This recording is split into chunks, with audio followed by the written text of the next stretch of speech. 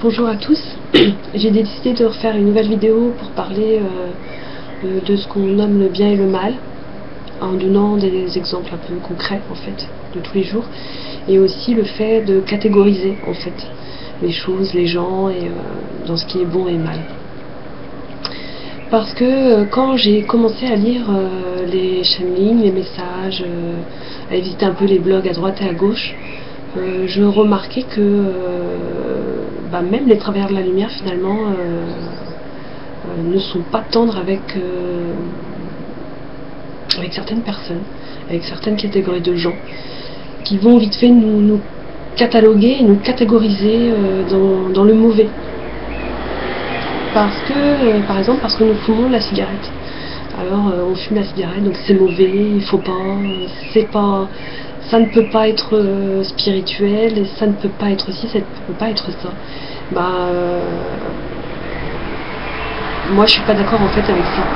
J'ai rencontré beaucoup de résistance dans les débuts parce que de fait de lire des choses comme ça fait que j'ai été amenée à me juger finalement, à me juger moi-même et à me dire mais bien tu peux pas être spirituel si tu fumes, tu peux pas être si et finalement je me sentais de plus en plus séparée alors que j'aimais cette spiritualité, j'aimais ce monde spirituel, mais je me suis aperçue que, et puis ils arrêtent pas quoi, au travers des messages canalisés, ils arrêtent pas de nous cataloguer, ou même sous prétexte que tu manges de la viande donc t'es pas spirituel, tu bois un verre d'alcool, t'es pas spirituel, tu fais ça, t'es pas...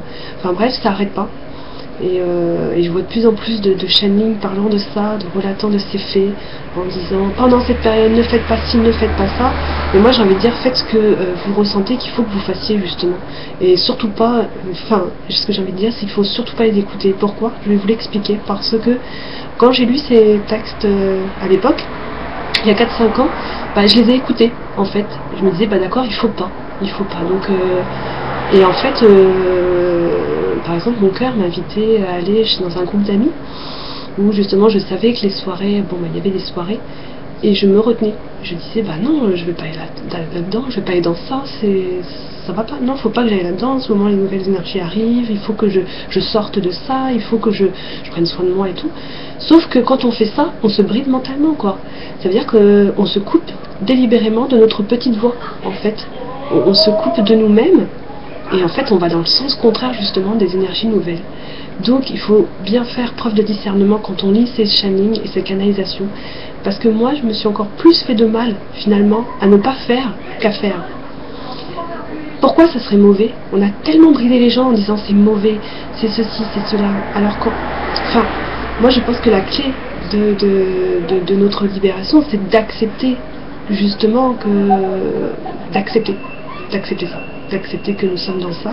Oui, je suis fumeuse, oui, je suis ci, et c'est pas pour autant que je suis pas plus spirituelle que les autres, c'est pas pour autant que je suis plus mauvaise qu'une autre, c'est pas pour autant que je suis moins amour qu'une autre. Voilà quoi. Je veux dire, il y a un peu de colère en moi parce que oui, ils m'ont bridé, ils m'ont complètement fermé à quelque chose. Donc je disais non, mais je sentais bien qu'il fallait que j'aille à cette soirée. Moi, je sentais cette invitation en moi à y aller. Et d'ailleurs, ce sont un peu les débuts de l'éveil, on va dire, des petites voix intérieures. On se dit, il y a quand même quelque chose qui me pousse à y aller, il y a quand même... Et donc, progressivement, je prenais conscience donc non seulement de ces invitations intérieures à me rendre à tel lieu, à faire telle chose, ceci, et puis à faire un peu les comparaisons avec ce que eux me disaient, donc dans les channelings, et ce que moi je vivais, et je voyais qu'il y avait une grande marge. Et c'est là que je me suis dit, en fait, c'est pas uniquement un channeling, c'est aussi un peu l'ego de l'autre qui parle au travers de ce channeling. Il faut bien faire en fait le discernement des choses. Il faut bien discerner et pas se réprimer parce que en fait c'est pire après. C'est pire, vous vous sentez encore plus mal.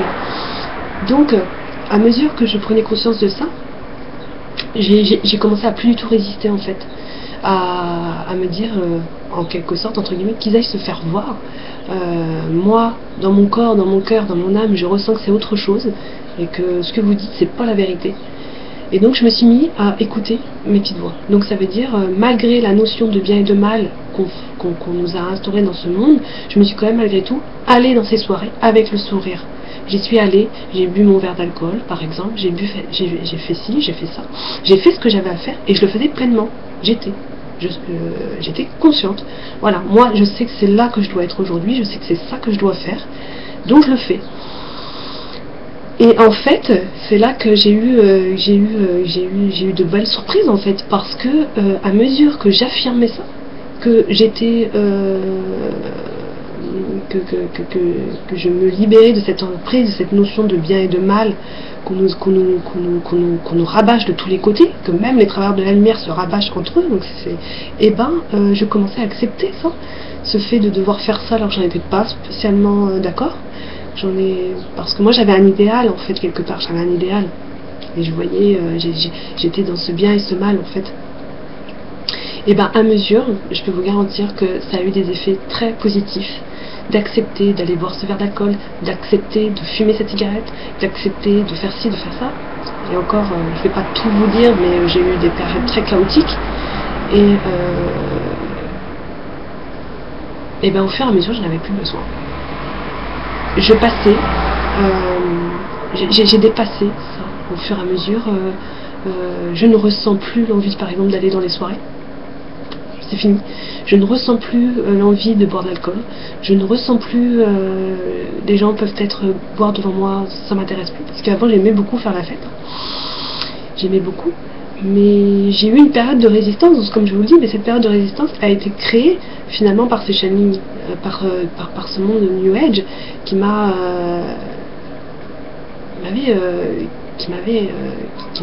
réprimé quelque part. Mais il n'y a pas que le New Age qui fait ça, il y a aussi beaucoup le monde extérieur, ça c'est pas bon, ça c'est pas bon. Et c'est eux finalement qui nous moi j'ai l'impression qu'ils m'ont enfermé dans quelque chose, et ça m'a fait mal en fait. Et ça a duré plusieurs mois, voire années comme ça. Et puis un jour j'ai envoyé tout en l'air, j'ai dit allez vous faire voir, moi je sens qu'il faut que j'aille faire la fête ce soir, alors je vais faire la fête ce soir. Et quand je le faisais à fond quoi, je l'acceptais ce moment. Quand il fallait que j'aille faire ci, j'allais faire ça, voilà c'est tout. Et franchement, au fur et à mesure que j'acceptais ça, il y a beaucoup de choses où comme si finalement l'alcool perdait de l'emprise sur moi. En fait, ça veut dire que ça n'avait plus d'emprise sur moi. J'ai accepté ça, je suis entrée dans le moule, je suis entrée dans la chose, même si c'était négatif, j'ai mis les deux pieds dedans, et je m'en suis libérée.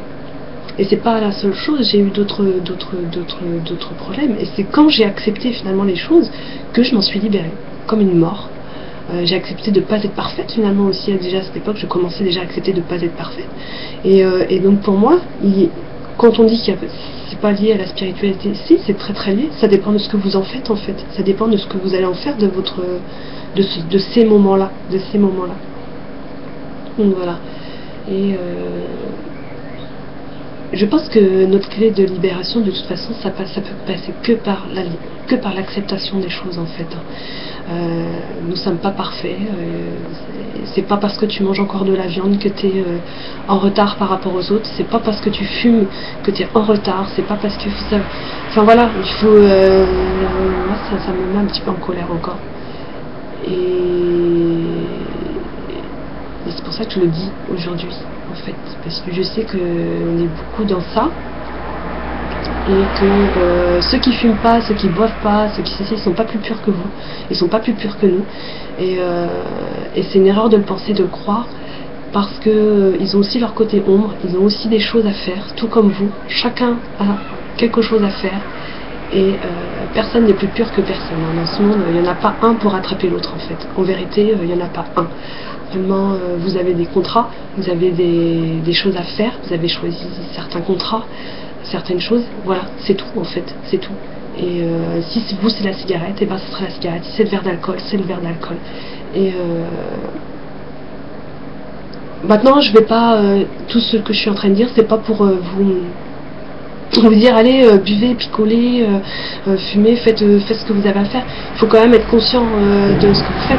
Enfin, comment dirais-je, il faut savoir qu'il y a un enseignement, vous avez quelque chose à faire avec ça, vous avez quelque chose à dépasser.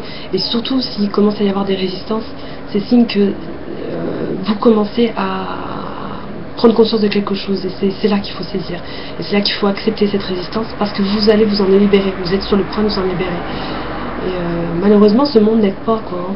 Et il ne nous aide pas, au contraire, on va être comment dirais-je, assailli par des informations comme quoi ce qu'on fait c'est pas bien, c'est pas bien, c'est pas bien, c'est pas bien.